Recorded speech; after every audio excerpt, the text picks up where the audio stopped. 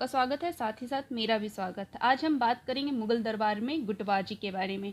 मुगल दरबार में गुटबंदी के नेता कौन कौन थे, आइए आपको उनके बारे में आज हम बात कर लेते हैं। अब मुगल दरबार में 3 गुट है। पहला है ईरानी दल, जिसके नेता है जुल्फ़िकार खां। दूसरा है सैयद दल, जिसके 2 नेता है हुसैन अली, अब्दुल्ला खान। हुसैन अली पटना का गवर्नर है और अब्दुल्ला खान इलाहाबाद का गवर्नर है। ये दोनों भाई हैं, इसलिए इनको सैयद बंधु भी कहते हैं। ये जो सैयद बंधु हैं वह इतिहास में किंग मेकर कहे जाते हैं, क्योंकि इन लोगों ने 4 लोगों को मुगल गद्दी पर बिठाया। कितने लोगों को? 4 लोगों को। ठीक, तो किंग मेकर हो गए। बाद में चलकर ये जो हुसैन अली हैं वो मीर बख्शी बन जाएगा अर्थात सेनापति, और अब्दुल्ला खान वजीर बन जाएगा अर्थात वित्त मंत्री या प्रधानमंत्री होता था। तीसरा जो गुट है जिसकी चर्चा होती है वह है तुरानी दल। इसके नेता है चिंगीज़ खान, निज़ाम उल मुल्क, आसफ जहाँ, निज़ाम हैदराबादी भी इनको कहते हैं। ये जो राजनीति चलेगी इनके नेतृत्व में चलेगी। अब प्रश्न ये आता है कि गुटबंदी क्यों हुई? गुटबंदी कब होती है? जब शासन चलाने वाले व्यक्ति स्वयं के विवेक से निर्णय नहीं लेता है। जब आप सबकी सुनेंगे और सुनने के बाद ही योग्य निर्णय लेंगे तो आप पाएंगे कि जो व्यवस्था का निर्माण होगा उसमें गुटबाजी नहीं होगी। जहां आपने अपने विचार से निर्णय लेना बंद कर दिया तो हर व्यक्ति आदमी को क्या लगने लगेगा, अगर हम अपना प्रभाव बढ़ा लें तो शासक हमारी बात को मानने के लिए बाध्य होगा। चलो, ऐसा लोगों को एक एक आदमी होंगे। अब आप बोलेंगे समूह क्यों बनेगा, तो एक आदमी कहेगा कि आपको मेरे हिसाब से आपको ये करना चाहिए। फिर उसी गुट का दूसरा व्यक्ति कहेगा, पहले वाला जो बात कह रहा होगा वह कहते हुए यह भी कह देगा कि आप चाहे तो किसी से पूछ लीजिए, और जैसे ही वो जाएगा दूसरा भी वही बात कहेगा। जब एक ही बात पर जब आपको 5-7 लोग राय देने लगेंगे तो आपको गलत भी सही लगेगा, और इस तरह से जो गुट है वो राजनीति को भयानक तरीके से प्रभावित करने के लिए सक्षम हो जाएगा।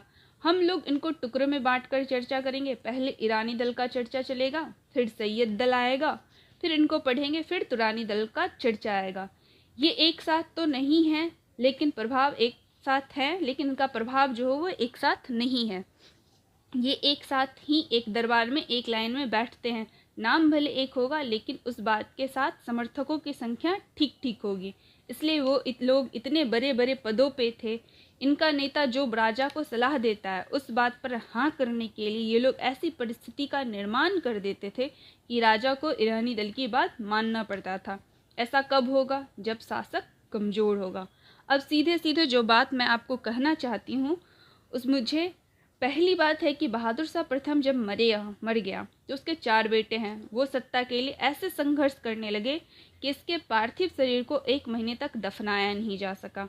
लगा कि जो दफनाने जाएगा, चूंकि बहादुर शाह प्रथम स्वयं 2 भाइयों को मारकर सत्ता पर प्राप्त किया था।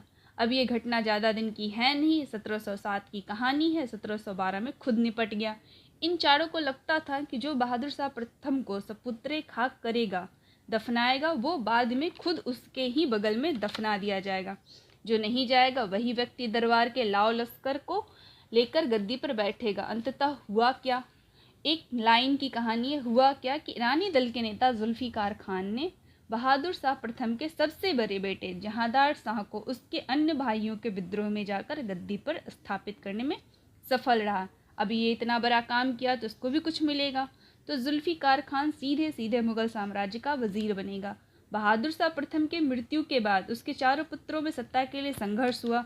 इसमें ईरानी दल के नेता जुल्फ़िकार खान की सहायता से जुल्फ़िकार खान ने मुगल साम्राज्य का वजीर घोषित किया गया।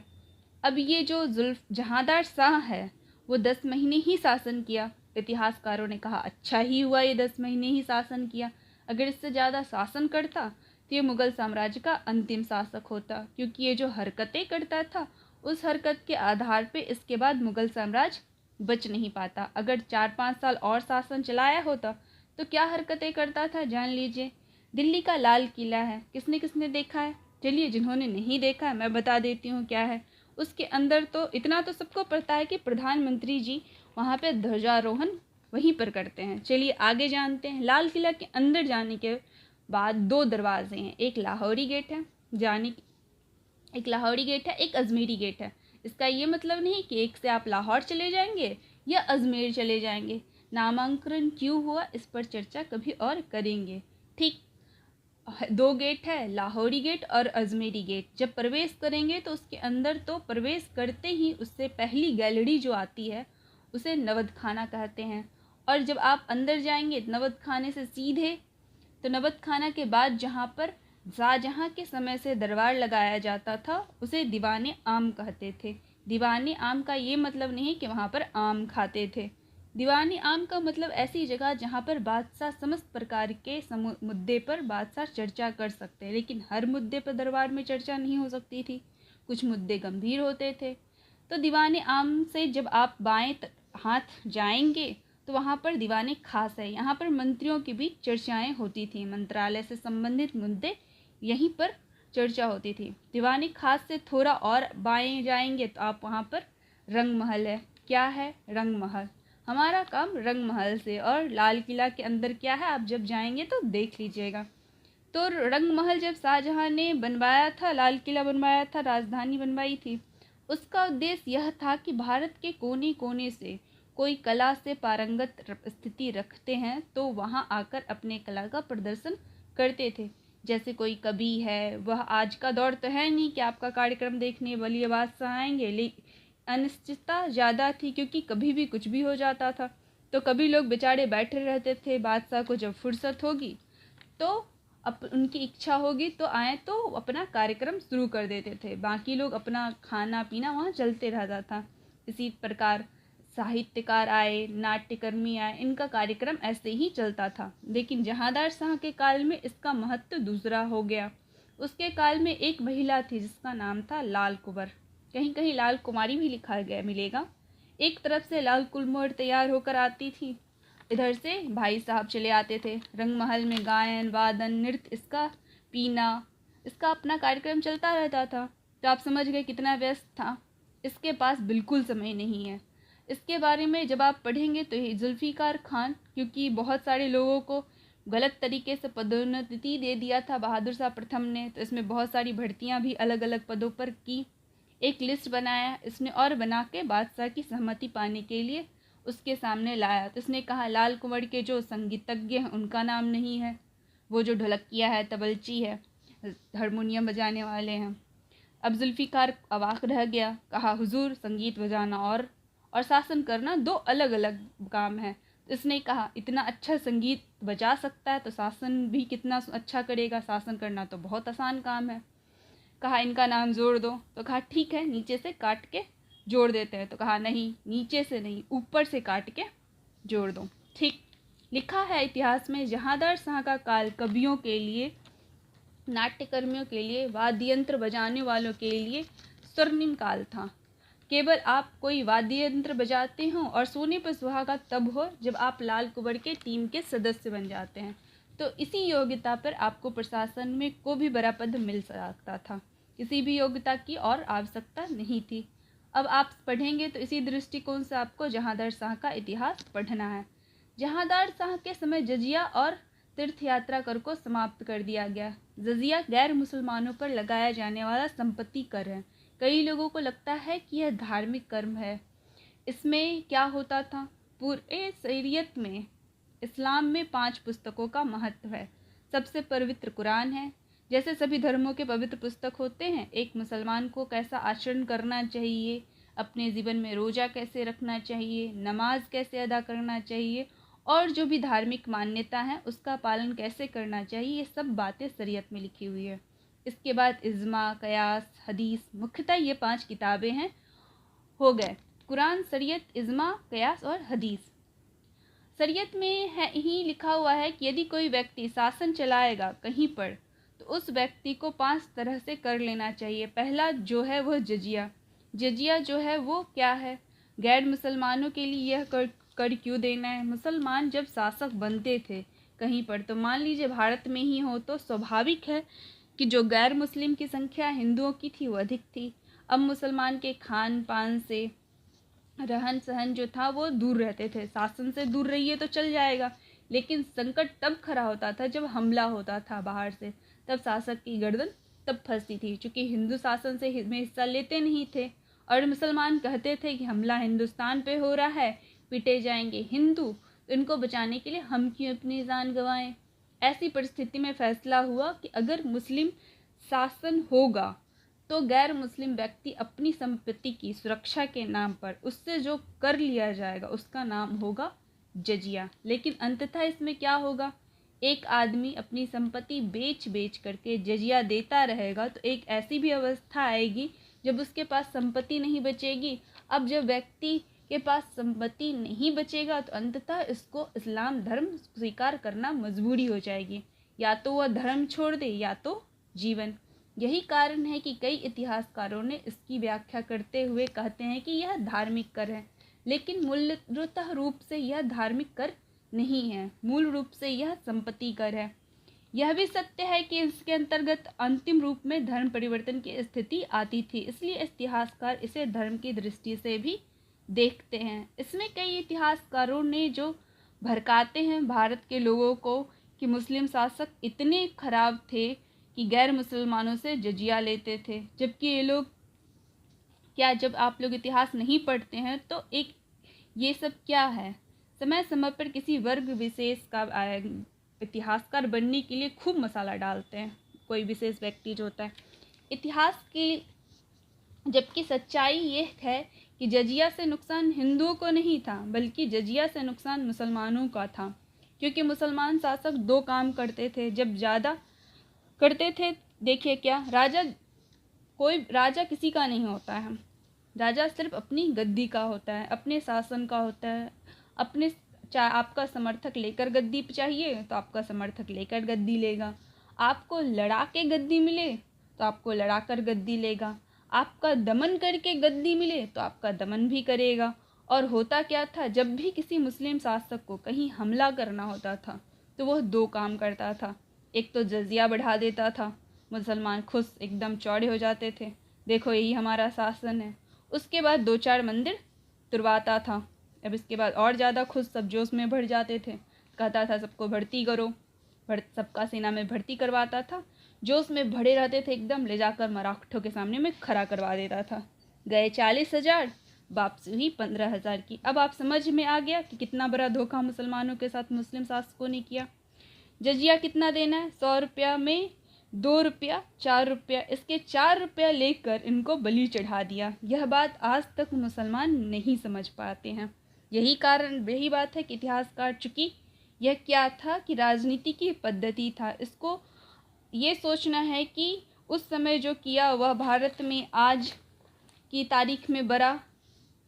कई लोग तो लिखते लिखते यह भी लिख देते हैं कि औरंगजेब रोज़ 50,000 हिंदुओं को के जनेऊ उतरवाता था, उसी जनेऊ से वह जो हत्याएं होती थी आग लगवाता था, इत्यादि इत्यादि कहानी।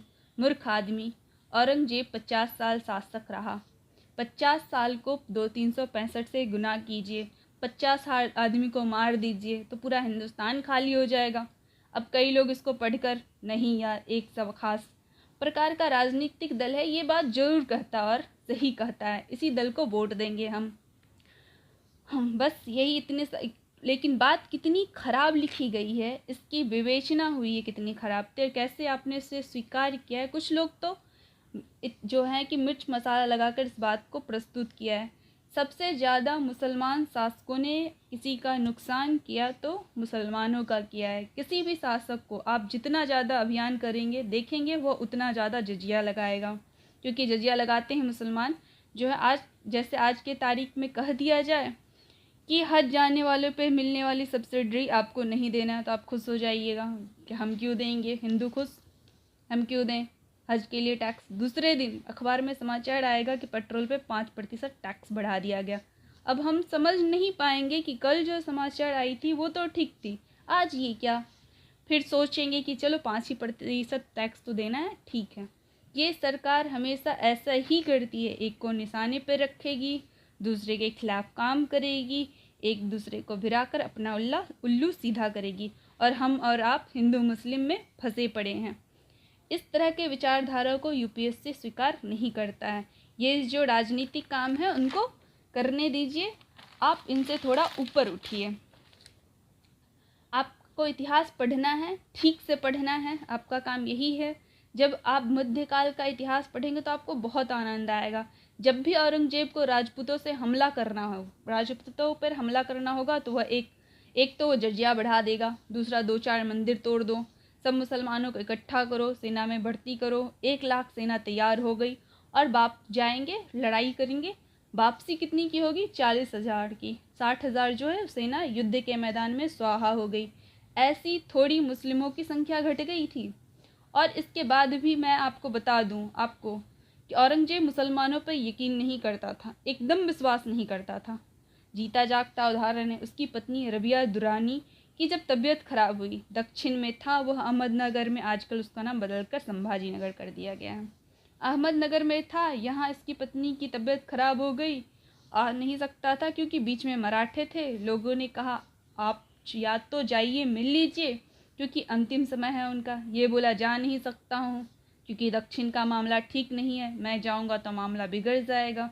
जितना नियंत्रण स्थापित किया है, कहा जिसको किसको नेतृत्व दिया जाए रबिया दुरानी के लाओ लश्कर को लाने का, तो 2-4 मुस्लिमों का नाम सुझाव दिया गया। बोला नहीं, एकदम काम का आदमी नहीं है। आप पढ़ेंगे तो हैरानी होगी। उसने राजस्थान के आरा राजपूतों को औरंगजेब ने निर्देश किया कि उसने कहा मुझे आर्य राजपूतों पर यकीन है कि ये लोग रबिया दुरानी का कारवा सुरक्षित ला सकते हैं, बाकी कोई नहीं ला सकता है। इतना ही भरोसा होता तब इतना बड़ा मंत्रिमंडल था। इसलिए शासक किसी के नहीं होते हैं, बस अपने उद्देश्य के होते हैं। आप और हम मूर्ख होते हैं जो इतिहास को धर्म से जाति से जोड़कर पढ़ते हैं। इनका एक सूत्री कार्यक्रम है, गद्दी स्थापित करो, उसके ऊपर रहने के लिए जो बन सकता है बनो। और हम लोग इनका पूरा हो जाता है, हम ठगे हुए घूमते रहते हैं। इसने क्या किया कि जजिया एवं तीर्थ यात्रा कर हटा दिया। जहांदार शाह के समय जजिया एवं तीर्थ यात्रा कर को समाप्त कर दिया गया। चूँकि जल्दी में है ये, इसने कहा कि इसने क्या विद्रोह कर दिया राजपूतों ने। तो पूछा क्या चाहते हैं ये, तो ये बोला इनको सूबेदारी चाहिए। बोला वापस कर दो। ठीक, बोला सूबेदारी ही नहीं दो, इनको और भी अधिकार दो। इसलिए अजीत सिंह को महाराजा की उपाधि और जय सिंह को मिर्ज़ा राजा की उपाधि दी गई। आप कहेंगे अब जब दोनों राजपूत थे तो जय सिंह को मिर्ज़ा राजा क्यों, महाराजा क्यों नहीं, अजीत सिंह को मिर्ज़ा राजा क्यों नहीं? तो जय सिंह को मिर्ज़ा राजा इसलिए दिया गया क्योंकि मिर्ज़ा जो है मुगलों की असली उपाधि है। बाबर के पिता का नाम उमर शेख मिर्ज़ा, बाबर के चाचा का नाम अहमद शेख मिर्ज़ा। इसलिए जहांदार शाह ने कहा ये लोग अकबर के समय से हमारे परिवार के तरह से रहे हैं। गलत नीति औरंगजेब ने लागू किया, इसलिए इनको पहले ही परिवार की तरह उपाधि मिलना चाहिए था।